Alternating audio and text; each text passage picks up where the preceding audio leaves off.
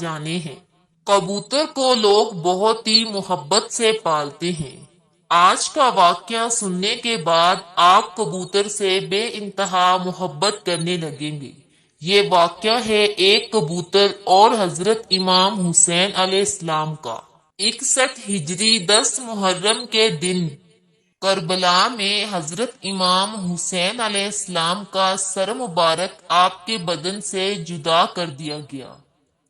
جب پیارے نبی محمد صلی اللہ علیہ وآلہ وسلم کی شہزادیوں کو قید کر لیا گیا، امام حسین علیہ السلام کے غم میں آسمان بھی برس برس کے رو رہا تھا۔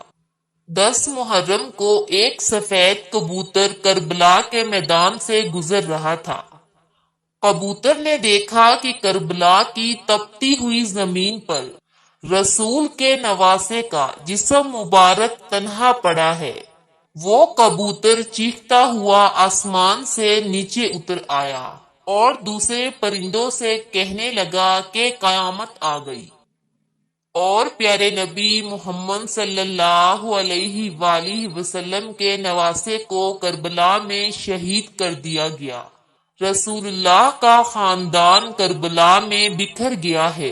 یوں کبوتر کربلا میں آ کر پھرنے لگے اور امام حسین علیہ السلام کے غم میں رونے لگے، اور اس کبوتر نے اپنے آپ کو حضرت امام حسین علیہ السلام کے خون سے اپنے آپ کو تر کر لیا اور واپس اڑ گیا۔ پھر وہ کبوتر اڑتا ہوا مدینہ شریف جا پہنچا اور طواف کی طرح پیارے نبی محمد صلی اللہ علیہ وآلہ وسلم کے روضے کے ارد گرد چکر کاٹنے لگا۔ اس کبوتر کے پروں سے خون کے قطرے ٹپک رہے تھے۔ مدینہ کے لوگوں نے جب اس کبوتر کا حال دیکھا تو وہ حیران پریشان ہو گئے۔ اس کے بعد جب ان لوگوں کو معلوم ہوا کہ کربلا میں حضرت امام حسین علیہ السلام کو شہید کر دیا گیا ہے تو پھر معلوم ہوا کہ سفید کبوتر پیارے نبی رسول اللہ کے روضے پر کیوں آیا تھا۔ کبوتر یہ پیغام دینے کے لیے آیا تھا کہ رسول کے نواسے کو بے دردی سے شہید کر دیا گیا ہے۔ اس لیے بزرگوں نے ارشاد فرمایا ہے کہ دنیا میں جو سفید رنگ کا کبوتر ہے وہ اسی کبوتر کی نسل میں سے ہے۔ اس لیے اللہ تبارک و تعالیٰ نے ان کبوتروں میں اتنی شفا اور برکت رکھی ہے۔ تاریخ میں لکھا ہے کہ مدینہ میں ایک گاؤں میں سیام نام کا یہودی رہتا تھا۔ اس کی ایک بیٹی تھی جو بہت ہی خوبصورت تھی۔ اس کو اچانک ہی بوڑھ کا مرض ہو گیا، جس کی وجہ سے اس کے ہاتھ، پاؤں اور آنکھوں نے کام کرنا ختم کر دیا۔ وہ لڑکی نابینا ہو گئی۔ اس لڑکی کو دیکھ کر اس کے رشتہ دار اور محلے کے لوگ اس سے شدید نفرت کرنے لگے۔ لوگ باتیں کرنے لگے کہ کہیں یہ مرض ہمیں نہ لگ جائے۔ وہ یہودی اپنی بیٹی کو لے کر اس شہر سے دور چلا گیا۔ ایک باغ میں جا کر اس نے اپنی رہائش کر لی۔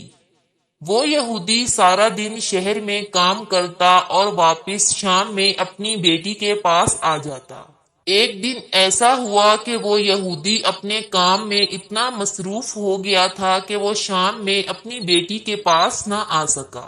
لڑکی پریشان ہو گئی کہ اتنا وقت ہو گیا ہے اور میرا والد ابھی تک نہیں آیا۔ وہ اپنے والد کو ڈھونڈتی ہوئی ایک درخت کے نیچے جا پہنچی۔ لڑکی نے محسوس کیا کہ اس کے آس پاس ایک پرندے کی چیخ بھری آواز آ رہی ہے۔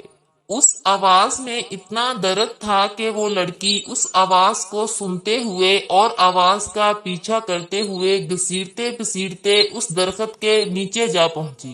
حالانکہ وہ لڑکی دیکھ نہیں سکتی تھی، لیکن اس لڑکی نے پھر بھی اپنا سر اٹھایا اور درخت کے اوپر دیکھا۔ وہاں پر ایک سفید کبوتر بیٹھا تھا، جس کے پروں سے خون کا قطرہ گرا اور لڑکی کی دائیں آنکھ پر جا گرا۔ اس خون کے قطرے کا گرنا تھا کہ امام حسین علیہ السلام کے خون کی برکت سے اس لڑکی کی آنکھوں کی روشنی واپس آ گئی۔ وہ لڑکی اپنی ایک آنکھ سے دیکھنے لگی۔ ایک اور خون کا قطرہ اس کی دوسری آنکھ پہ بھی گر پڑا۔ خون کی برکت سے لڑکی دونوں آنکھوں سے دیکھنے لگی۔ لڑکی بہت ہی خوش ہو گئی اور ساتھ میں حیران بھی ہو گئی۔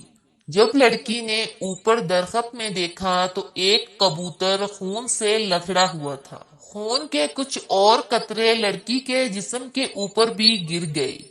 ان قطروں کو اس لڑکی نے اپنے جسم کے اوپر مل لیا اور اس کا پورا جسم ٹھیک ہو گیا۔ امام حسین علیہ السلام کے خون کی برکت سے لڑکی کو مکمل شفا مل گئی۔ اس خون میں ایسی شفا تھی کہ لڑکی پہلے سے بھی حسین ہو گئی۔ لڑکی خوش ہو کر اٹھی اور باغ سے باہر اپنے باپ کی تلاش میں نکلی۔ جیسے ہی باہر آئی تو سامنے اس کا والد تھا۔ اس کے والد نے اس لڑکی سے پوچھا کہ اے لڑکی، تم کون ہو؟ یہاں میری ایک بیٹی رہتی ہے۔ جس جگہ میں اس کو چھوڑ کر گیا تھا وہاں وہ موجود نہیں۔ کیا تمہیں پتا ہے کہ میری بیٹی کہاں ہے؟ لڑکی خوش ہو کر رو کر بولی، اے بابا، میں ہی آپ کی بیمار بیٹی ہوں اور اب میں صحت یاب ہو گئی ہوں۔ یہودی یہ سن کر اتنا خوش ہوا کہ اس کی آنکھوں میں آنسو آ گئے۔ خوشی سے اپنی بیٹی کو گلے لگایا اور بولا، اے بیٹی، تجھے اپنی آنکھوں سے دکھنا کیسے لگ گیا؟ اس کی بیٹی نے اس کو پورا واقعہ سنایا۔ وہ لڑکی اپنے باپ کو اس درخت کے نیچے لے گئی۔ یہودی نے کبوتر سے کہا، اے خوبصورت پرندے، تیری اس دردناک آواز کے پیچھے وجہ کیا ہے؟ اور تیرے پروں سے یہ مبارک خون کس کا ہے جس خون میں اتنی شفا ہے؟ کبوتر نے جواب دیا کہ یہ خون محمد صلی اللہ علیہ وآلہ وسلم کے نواسے امام حسین علیہ السلام کا ہے، جس کو ظالموں نے کربلا میں شہید کر دیا ہے۔ یہ اسی خون کی برکت ہے۔ یہودی یہ سن کر اسی جگہ پر مسلمان ہو گیا۔ جب کوئی بھی اس یہودی سے مسلمان ہونے کی وجہ پوچھتا تو یہودی پورا واقعہ تفصیل سے ان کو بتاتا۔ سلام ہو پیارے نبی سرکار دو عالم پر، سلام ہو محمد صلی اللہ علیہ وآلہ وسلم کے خاندان پر، سلام ہو اس پاک خون پر جو کربلا کی تپتی ہوئی زمین پر بہتا رہا۔ رسول کے دین کو بچانے کے لیے پیارے نبی کے خاندان نے اپنی اور اپنے پیاروں کی قربانیاں دے دی۔